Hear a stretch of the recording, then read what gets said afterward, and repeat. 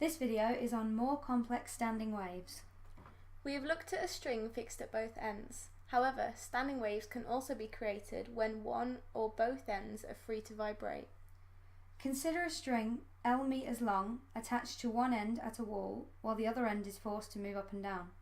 This will create a forced antinode at the oscillating end and a node at the fixed end. Therefore, our previous equation no longer applies and we must calculate a new one. The fundamental frequency in this case looks like this. As you can see, a quarter of the wave fits into L rather than a half.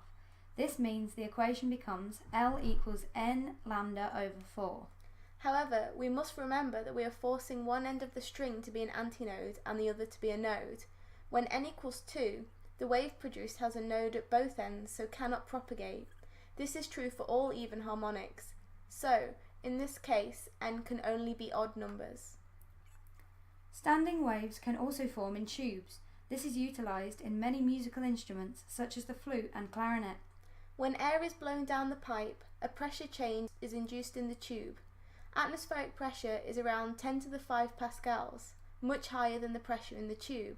This causes a pressure node at the end of the tube where the pressure wave reflects off the higher pressure outside. The pressure variations make a standing wave pattern. If we consider an open tube, like a flute, then there is a pressure node at each end, much like standing waves on a string. This means we can apply our first equation to calculate the wave speed, frequency and wavelength. A clarinet only has a very small hole at one end, which is blown through. Because this is a continuous source of pressure, it is a forced antinode. This means that the pressure standing waves produced acts like a string in the beginning of this video.